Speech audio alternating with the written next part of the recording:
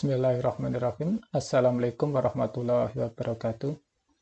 Ya, kali ini kita akan belajar tentang turunan fungsi trigonometri. Kemarin sudah dipelajari juga di kelas 11 ya, tetapi tentang turunan fungsi aljabar. Kali ini kita akan belajar tentang turunan fungsi trigonometri. Secara sederhana, sifat-sifatnya sama dengan turunan dari fungsi aljabar. Maka kita kaji lagi turunan fungsi aljabar agar lebih memahami tentang turunan fungsi trigonometri. Jika fungsi itu dinyatakan dengan fx atau y, maka turunannya bisa ditulis dengan f aksen x atau y aksen. Notasi ini disebut dengan notasi Newton. Selain notasi ini, kadang ditulis juga dengan notasi Leibniz. Nama tulisannya gini, Leibniz. Untuk y aksen, kadang bisa ditulis dengan notasi Leibniz atau notasi d, jadi dy per dx. Artinya ini sama saja dengan y aksen. Untuk yang fx bisa ditulis dengan dfx per dx. Ini disebut dengan notasi Leibniz. Nanti kalau ketemu dua notasi ini artinya sama, hanya penulisannya saja yang berbeda. Sudah paham ya tentang notasi? Kalau sudah paham dengan notasi, sekarang kita masuk ke aturan pertama tentang fungsi aljabar.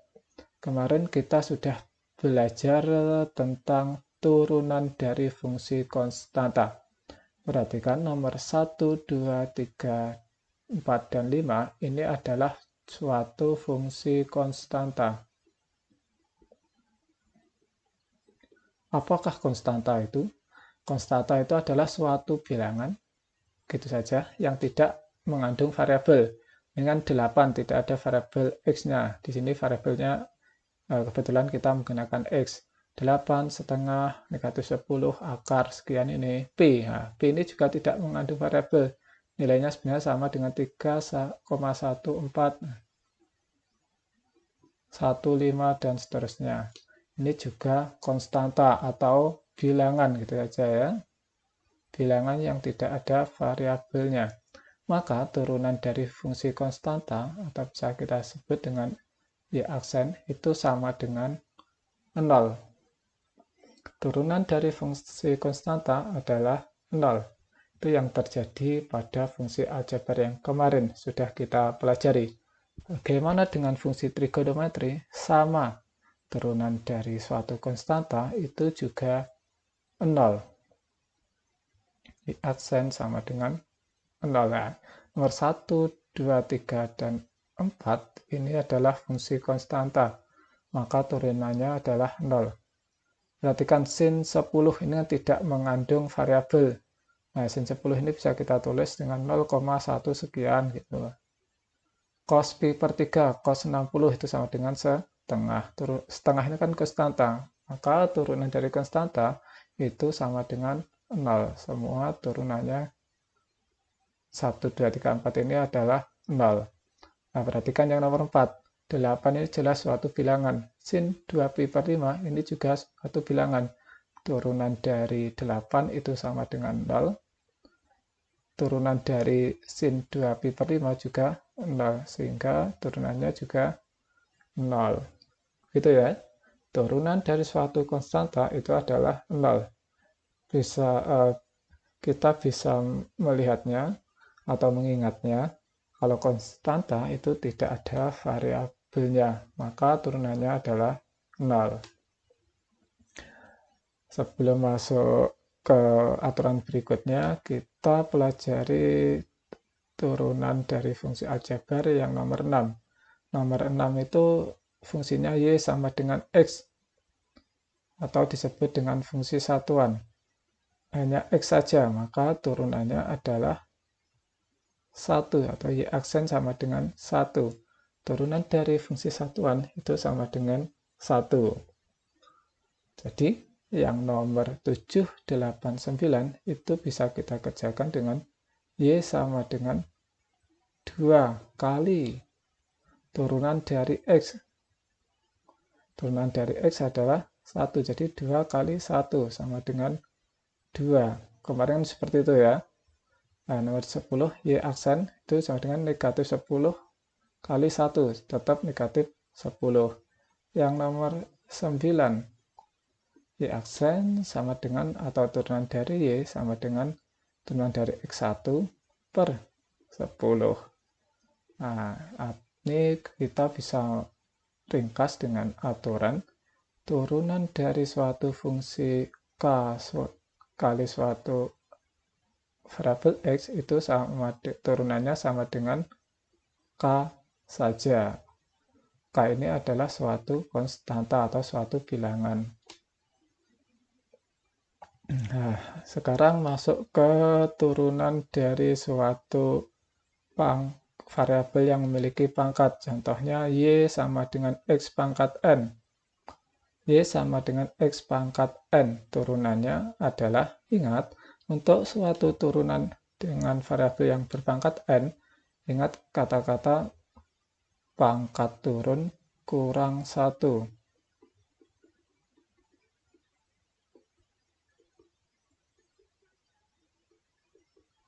Jadi turunan dari Y sama dengan X pangkat N itu sama dengan pangkatnya turun, N-nya di depan, kali X, lalu pangkatnya dikurangi 1. Jadi turunan dari X pangkat N itu adalah Y aksen sama dengan N kali X pangkat N min 1. Pangkatnya diturunkan di depannya X, lalu pangkatnya dikurangi 1. Contohnya yang nomor 11. Y sama dengan X kuadrat, turunannya sama dengan Y aksen sama dengan 2. 2-nya turun di depan X, 2 kali X pangkatnya dikurangi 1. 2 dikurangi 1 sama dengan 2 kali X pangkat 1. Nah, X pangkat 1 tidak perlu ditulis, bisa ditulis 2 pangkat X saja. Sekarang Y sama dengan X pangkat 5. Turunannya bisa kita tulis Y aksen sama dengan pangkatnya turun di depannya X, 5 kali X pangkat 5 pangkatnya dikurangi 1. Sehingga sama dengan 5 kali X pangkat 4. Nah, sekarang yang nomor 13. Yang nomor 13 itu kita bisa menggunakan sifat yang selanjutnya. Jika ada suatu fungsi Y sama dengan K kali suatu fungsi, anggap O ini adalah suatu fungsi, maka turunannya adalah K kali O aksen atau konstanta kali turunan dari O. Nah, jadi yang nomor 13, Y aksen itu sama dengan 2 kali kita kali turunan dari X pangkat 6. Jadi turunannya 6 kali X pangkat 6 dikurangi 1. Sama dengan 2 kali 6, 12. X pangkat 6 dikurangi 1, 5. Yang nomor 14 sama, Y aksen sama dengan 3 kali turunan dari X pangkat negatif 6. Pangkatnya turun di depannya X, ini negatif 6 kali pangkatnya dikurangi 1, negatif 6 dikurangi 1, jadi sama dengan 3 kali negatif 6, negatif 18. Negatif 6 dikurangi 1, negatif 7. Itu adalah contoh-contoh turunan dasar dari fungsi aljabar. Lalu, bagaimanakah yang terjadi dengan turunan pada fungsi trigonometri? Pada dasarnya, turunan pada fungsi trigonometri itu juga berlaku sifat-sifat pada turunan pada fungsi aljabar. Hanya saja, pada fungsi trigonometri yang menjadi dasar adalah, ini perhatikan, suatu fungsi dari sin X dan cos X. Ini adalah dasarnya. Ini harus diingat ya. Di video ini kita tidak akan membahas pembuktian dari turunan dari Y sama dengan sin X, yang turunannya sin itu adalah cos X. Sementara cos itu turunannya adalah, atau Y aksen, negatif sin X. Pada video ini tidak akan dibahas tentang turunan dari kedua fungsi ini. Ini adalah fungsi yang penting. Yang akan dibahas pada video yang lain untuk buktinya. Nah, ini harus dihafal. Beberapa konsep dalam matematika, konsep-konsep dasarnya itu lebih cepat, lebih mudah untuk dihafal, tidak perlu dibuktikan. Namun, untuk yang agak kompleks itu tidak harus dihafal, itu akan membuat sakit kepala nanti. Apa saja fungsi dasar ini, turunan dari fungsi trigonometri yang dasar, dua dasar ini. Nanti fungsi-fungsi yang lain dapat dinyatakan dengan dua fungsi ini. Trigonometri itu kan sebenarnya hanya terdiri dari dua fungsi ini, sin dan cos. Sementara fungsi yang lain dapat dinyatakan dalam fungsi sin dan cos saja. Yang lainnya hanya perbedaan menulis saja. Bila kita paham tentang 5 dan 6 ini, maka nanti untuk mencari turunan dari fungsi yang lain, kita bisa menggunakan konsep nomor 5 dan 6 ini ditambah dengan konsep dari turunan fungsi aljabar. Sekarang kita bahas yang nomor 7. Yang nomor 7 nanti mengikuti ini konsep sebelahnya ini. Y sama dengan KU, Y aksennya atau turunannya sama dengan K kali U aksen. Anggap sin X ini sebagai U. Maka nanti turunannya Y aksen sama dengan 3 kali turunan dari U. Turunan sin adalah cos, jadi 3 kali cos X. Sekarang yang nomor 4. Sama ya. Sin X ini anggap saja sebagai U. Maka Y aksen nanti sama dengan negatif 4 kali turunan dari U. Turunan sin adalah cos X. Nah, sekarang yang nomor 9. Y aksen sama dengan anggap cos X itu sebagai U.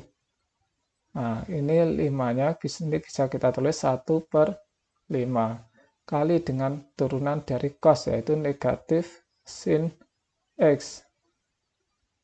Nah, ini karena ini bentuknya seperti ini bisa juga, ini bisa selesai, sudah selesai sampai di sini, bisa juga kita tulis menjadi negatif sin X per 5. Yang nomor 10, cos X anggap saja sebagai U. Jadi nilainya sama dengan negatif 10 kali turunan dari U. Turunan dari cos adalah negatif sin X. Jadi turunannya sama dengan negatif kali negatif positif. Jadi cukup 10 sin X. Mudah kan? Nah, sekarang kita masuk yang nomor 11. Perhatikan sin 10 tadi kan adalah suatu konstanta. Maka turunannya adalah, karena ini adalah suatu konstanta, perhatikan ini, konstantanya tetap, maka sin 10 tetap kita tulis sin 10 kali turunan dari U. Kebetulan U-nya adalah cos X. Turunan dari cos X adalah negatif sin X. Jadi turunannya sama dengan negatif sin 10 kali sin X. Yang nomor 12, nah, sin pi per 10 itu juga suatu konstanta. Konstanta dikalikan dengan suatu variabel, maka turunannya adalah konstantanya kali dari turunan dari variabelnya. Sin pi per 10 kali turunan dari sin adalah cos X. Maka nanti cukup ditulis sin pi per 10 kali cos X. Ini tidak usah kurungnya ya, ini diganti dengan kali saja. Bagaimana? Mudah kan? Nah, nanti yang menjadi dasar yang ini. Nah, perhatikan ini, yang saya kotak ini. Ini. Apabila ada suatu fungsi dikalikan dengan konstanta, maka turunannya adalah konstanta itu dikalikan dengan turunan dari fungsinya. Mudah kan? Ya, sekarang kita lanjutkan ke suatu fungsi yang merupakan penjumlahan. Di sini contohnya agak unik sedikit, ada penjumlahan dari fungsi-fungsi trigonometri. Agar lebih memahami tentang fungsi ini, turunan ini, kita kembali lagi ke turunan dari fungsi aljabar. Contohnya Y sama dengan 2x kuadrat plus 5x. Nah, kemarin kan kita sudah belajar bahwa turunan dari fungsi yang dijumlahkan adalah turunan dari fungsinya. Kita turunkan satu-satu. 2x kuadrat turunannya adalah 2 kali turunan dari x kuadrat 2x. 5x turunannya adalah 5, sehingga turunannya sama dengan 4x ditambah dengan 5. Yang terjadi pada fungsi trigonometri juga sama, yaitu kita turunkan suku per suku. Jadi yang nomor 1, turunannya sama dengan, atau kita tulis Y aksen sama dengan, kita turunkan dari 2x. Turunan 2x adalah 2. Sementara kita tambah dengan turunan dari sin. Turunan dari sin adalah cos X. Kalau yang nomor 2, Y sama dengan 10 ditambah cos X. Kita turunkan satu-satu. Turunan dari 10 adalah, ini adalah konstanta, maka turunannya adalah 0. Sekarang turunan dari cos X. Turunan dari cos X adalah negatif sin X. Maka turunannya sama dengan negatif sin X. Sekarang yang nomor 3, agar agak beda ini saya ganti dengan negatif ya. Yang nomor 3, kita turunkan satu-satu juga. Sekarang turunan dari 2 cos X. 2 kali turunan dari cos X, yaitu negatif sin X. Dikurangi turunan dari 9 sin X. 9 kali turunan sin X. Turunan dari sin X adalah cos X. Jadi ini sama dengan 2 kali negatif sin X, bisa ditulis negatif 2 sin X dikurangi 9 cos X. Itu apabila dijumlahkan. Untuk fungsi-fungsi penjumlahan adalah turunan dari setiap sukunya. Untuk fungsi jelas ini akan kita pelajari pada bab berikutnya. Sekian. Assalamualaikum warahmatullahi wabarakatuh.